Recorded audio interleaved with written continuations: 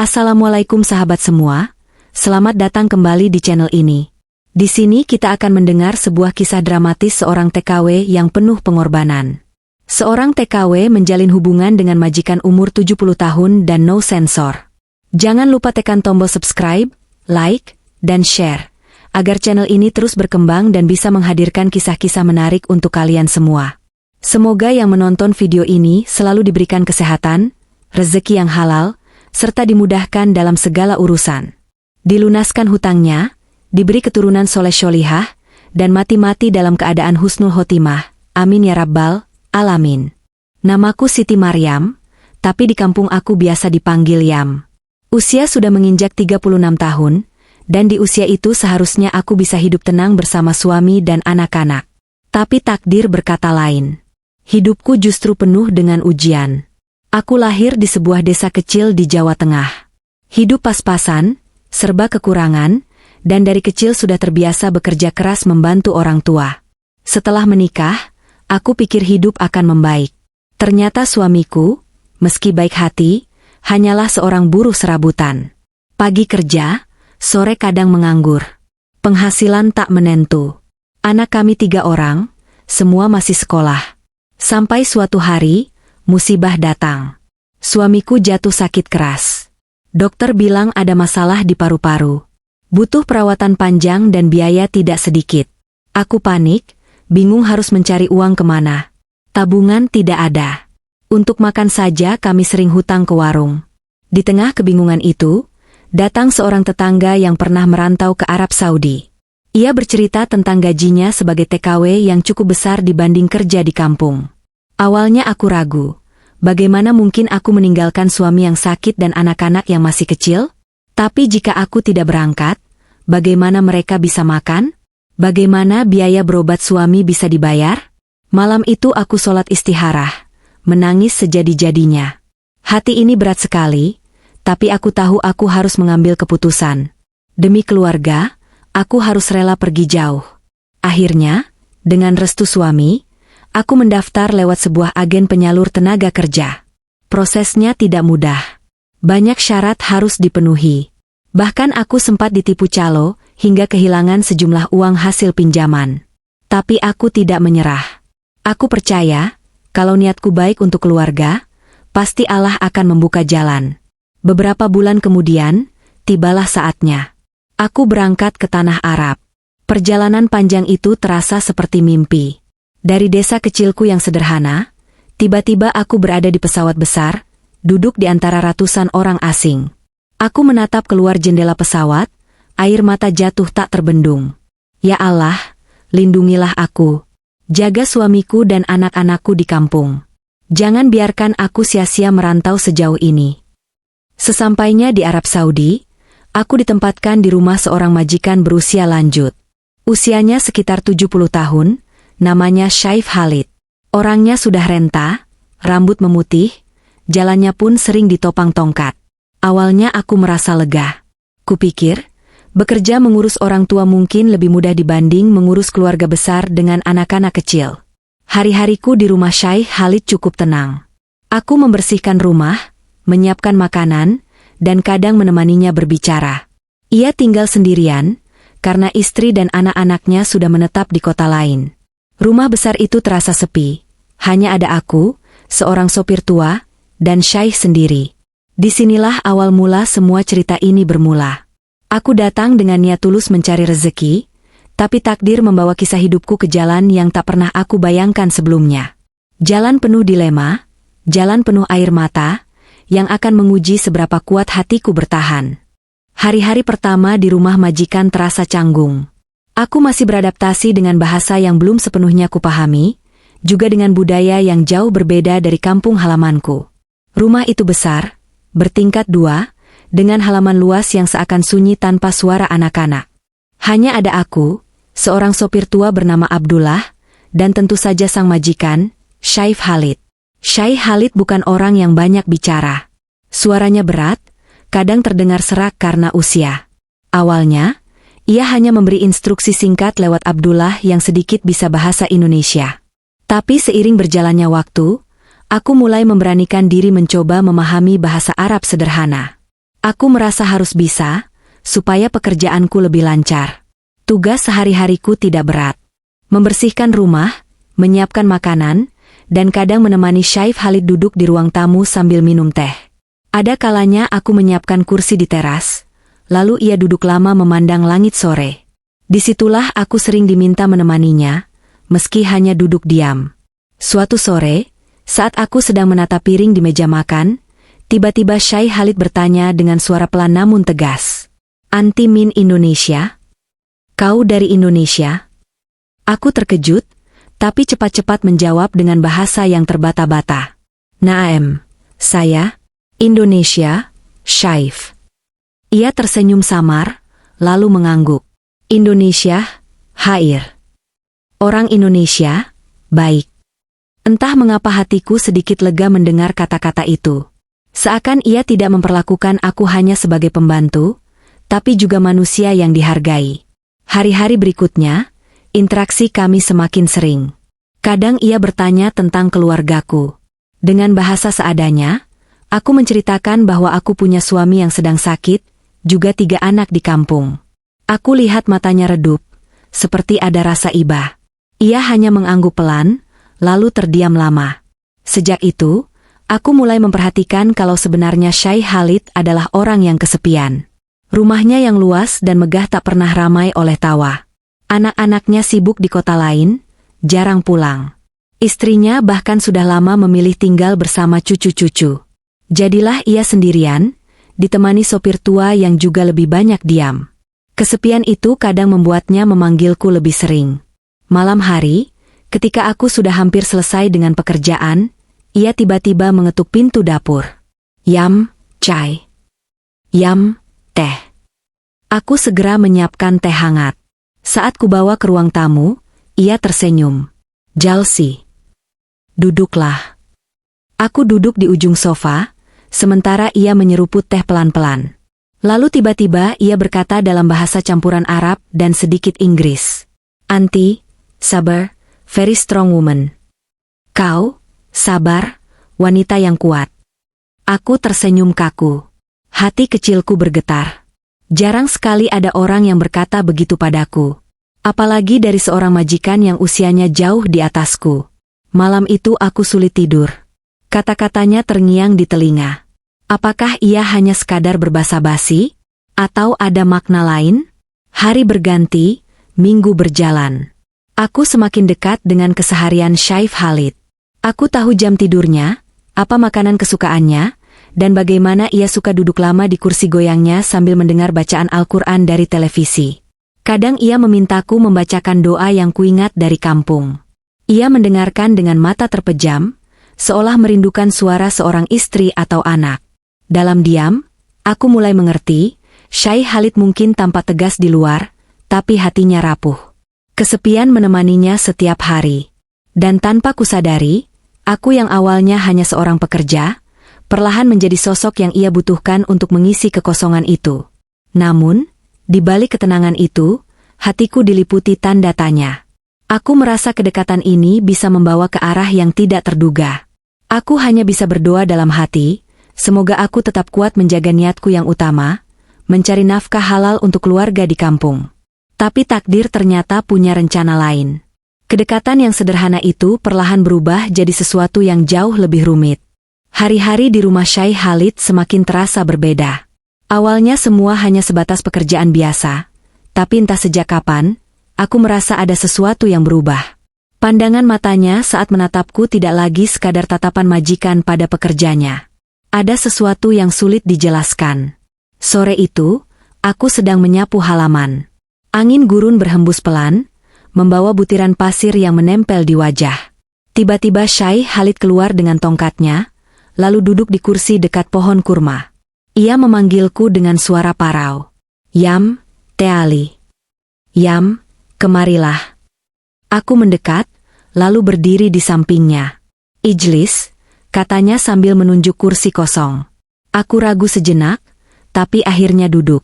Ia menatap langit sore, lalu tiba-tiba berkata, "Anti Jamilah, kau cantik." Aku terdiam. Jantungku berdegup kencang. Tidak pernah terpikir seorang majikan tua akan mengatakan hal seperti itu. Aku mencoba tersenyum kikuk, lalu buru-buru berdiri untuk melanjutkan pekerjaan. Tapi ia menahan dengan tangannya yang keriput namun masih kuat. "Utruki, duduk saja." Aku menunduk. Dalam hati aku berkata, "Ya Allah, jangan biarkan aku tergoda." Sejak hari itu, kata-kata manisnya semakin sering terdengar. Kadang saat aku membawakan teh, ia berbisik pelan, "Syukran, Habibti, terima kasih, sayangku." Kata-kata yang seharusnya tidak pantas ia ucapkan untukku, seorang pembantu rumah tangga. Awalnya aku marah dalam hati. Aku merasa harga diriku diinjak. Tapi setiap kali ia berkata begitu, ada sesuatu dalam diriku yang bergetar. Bukan karena aku suka, tapi karena aku sadar betapa lemahnya aku saat itu. Bayangan wajah suamiku yang sakit dan anak-anak yang butuh biaya sekolah terus menghantui pikiranku. Sampai akhirnya, pada suatu malam, ia memanggilku ke ruang tamu. Rumah sepi, Abdullah sopir sudah tidur di kamarnya. Aku membawa teh seperti biasa, tapi kali ini Syekh Khalid menyodorkan sebuah amplop putih tebal. "Ini, uang," katanya pelan dalam bahasa campuran. "Untukmu, kirim ke keluarga." Aku menatap amplop itu. Jemariku gemetar. Aku tahu jumlahnya pasti besar. Lebih dari gaji bulananku. "Tapi, kenapa, Syekh?" tanyaku ragu. Ia menatapku lama, lalu berkata lirih. "Aku sendiri, aku butuh teman, aku butuh anti." Jelas sudah. Uang itu bukan sekadar bantuan. Itu adalah tawaran. Tawaran yang mengikat, tawaran yang bisa mengubah hidupku dan keluargaku. Aku pulang ke kamar malam itu dengan hati berantakan. Air mataku mengalir deras. Ya Allah, apa yang harus aku lakukan? Di satu sisi, harga diriku menolak. Aku merasa berdosa jika menerima tawaran itu. Aku sudah bersuami, aku seharusnya menjaga kehormatan. Tapi di sisi lain, bayangan anak-anak menangis karena lapar, bayangan suamiku terbaring lemah di rumah sakit tanpa obat, membuatku semakin goyah. Malam itu aku tidak bisa tidur. Aku hanya berdoa sambil memeluk sajadah. Air mata terus membasahi wajahku. Ya Allah, jangan biarkan aku mengambil jalan yang salah. Tapi bagaimana nasib keluargaku jika aku menolak? Hari-hari berikutnya, Syekh Khalid semakin berani. Ia tidak lagi menyembunyikan maksudnya. Kadang ia berkata terang-terangan, "Aku ingin anti di sisiku, bukan hanya sebagai pekerja, tapi lebih." Aku hanya bisa menunduk, berpura-pura tidak mengerti. Tapi semakin aku menghindar, semakin besar pula tekanan batin yang kurasakan. Amplop itu masih kusimpan di laci lemari. Belum kubuka, tapi setiap kali melihatnya, dadaku terasa sesak. Aku tahu, cepat atau lambat aku harus mengambil keputusan. Keputusan yang akan menentukan jalan hidupku ke depan. Malam itu, aku duduk sendirian di kamar kecilku. Amplop putih yang sudah beberapa hari kusimpan, kembali kuletakkan di pangkuan. Jemariku gemetar saat mencoba membuka lipatan kertas yang merekat di atasnya. Ketika amplop itu terbuka, mataku langsung terbelalak. Uang rial berderet rapi, jumlahnya jauh lebih besar dari gaji bulananku. Aku hitung perlahan, dan air mataku jatuh begitu saja. Jumlah itu bisa membayar biaya rumah sakit suamiku berbulan-bulan. Jumlah itu bisa membelikan buku dan seragam baru untuk anak-anak di sekolah. Jumlah itu bisa menyelamatkan keluargaku dari jurang kemiskinan yang selama ini menjerat. Tapi, uang itu bukan hadiah tanpa syarat. Aku tahu betul, ada harga yang harus kubayar. Harga yang begitu mahal, kehormatan diriku sebagai seorang istri. Aku berlutut di atas sajadah, menangis sejadi-jadinya. Ya Allah, aku lemah, aku tidak sanggup melihat anak-anakku kelaparan. Aku tidak sanggup melihat suamiku menderita tanpa obat. Tunjukkan jalan MU, ya Rab. Hari berikutnya, Syekh Khalid kembali memanggilku. Kali ini matanya menatapku lebih dalam dari biasanya. "Yam, uang itu untukmu. Tapi aku juga ingin anti, untukku. Aku tua, aku sendiri, aku butuh teman." Aku menunduk, tidak sanggup menatap matanya. Suara batinku berteriak menolak, tapi lidahku keluh.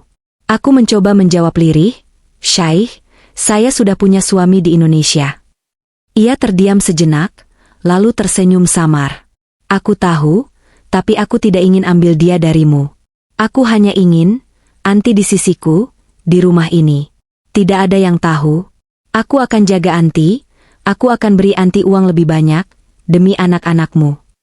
Kalimat terakhir itu menghantam jiwaku seperti petir. Demi anak-anakmu. Seolah-olah kata-kata itu adalah kunci yang membuka seluruh benteng pertahananku. Aku teringat wajah polos anak-anakku, suaranya yang merengek minta uang saku, dan tangis mereka saat aku berangkat merantau. Malam itu, aku akhirnya menyerah. Dengan suara serak aku berkata, saya akan menurut, Syekh. Tapi tolong, jangan sakiti saya. Jangan hina saya. Saya lakukan ini hanya demi keluarga saya. Ia mengangguk pelan. Anti baik. Yam, aku akan jaga Anti. Sejak malam itu, statusku di rumah itu berubah. Aku tidak lagi sekadar pekerja. Aku menjadi sesuatu yang lain, yang tak pernah kubayangkan sebelumnya. Setiap kali aku menatap cermin, hatiku terasa remuk. Aku merasa seperti orang asing dalam tubuhku sendiri. Ada rasa bersalah yang begitu besar. Setiap kali aku selesai sholat, aku menangis, memohon ampun. Ya Allah, aku tahu ini salah, tapi aku terjebak.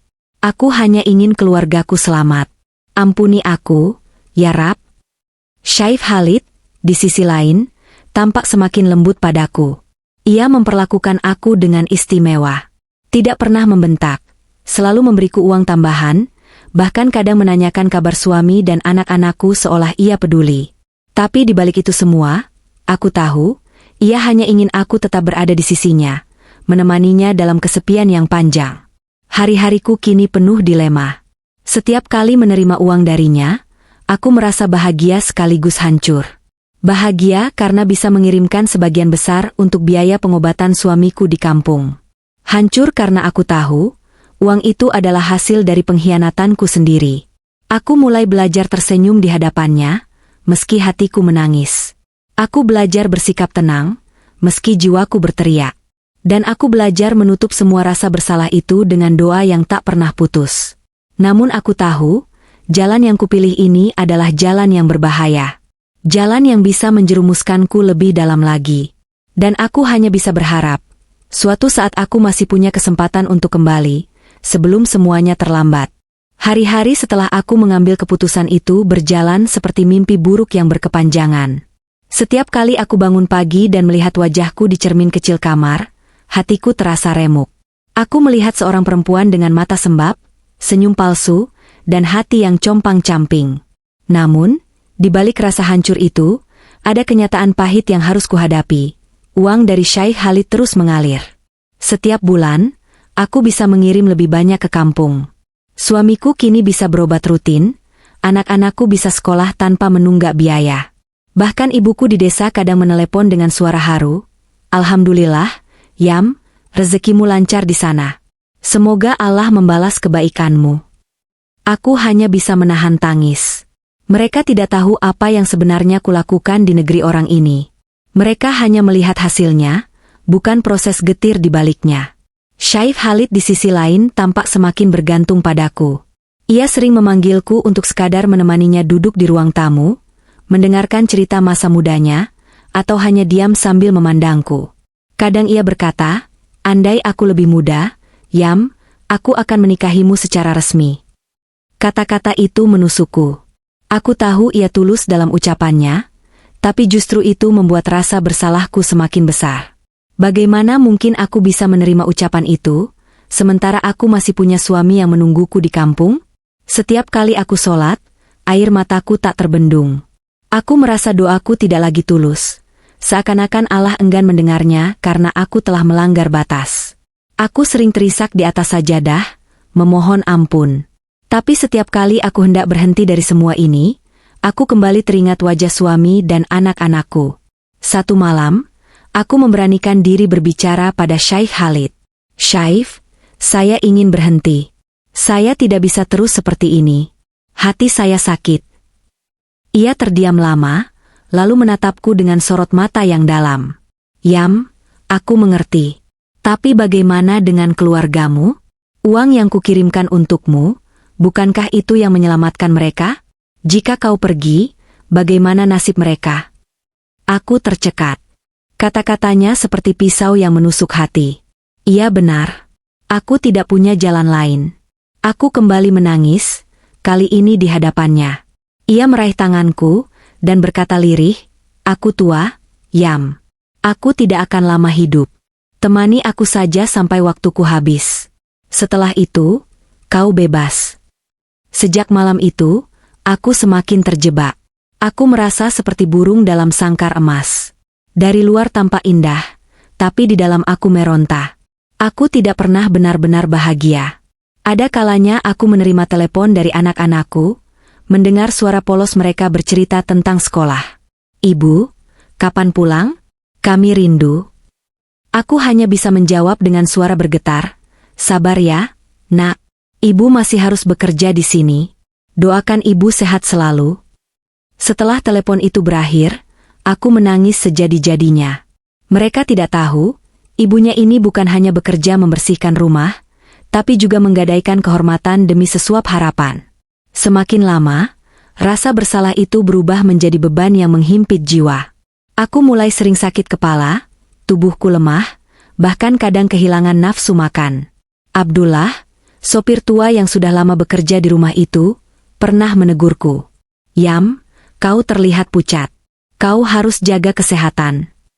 Aku hanya tersenyum pahit. Bagaimana mungkin aku menjelaskan pada Abdullah apa yang sebenarnya terjadi? Malam-malamku penuh dengan tangis. Aku merasa terjebak dalam lingkaran setan. Aku ingin keluar, tapi tidak bisa. Aku ingin berhenti, tapi aku takut keluargaku kembali menderita. Dan setiap kali aku berpikir sudah tidak kuat lagi, Syekh Khalid selalu muncul dengan wajah renta dan kesepiannya. Ia berkata, bertahanlah, Yam. Aku hanya butuh kau di sisiku. Tidak lama lagi, semua akan selesai. Kalimat itu seakan janji kosong, tapi entah kenapa selalu membuatku kembali diam dan pasrah. Aku sadar, aku sedang berjalan di atas jalan yang rapuh. Jalan yang bisa runtuh kapan saja, menghancurkan diriku dan keluargaku.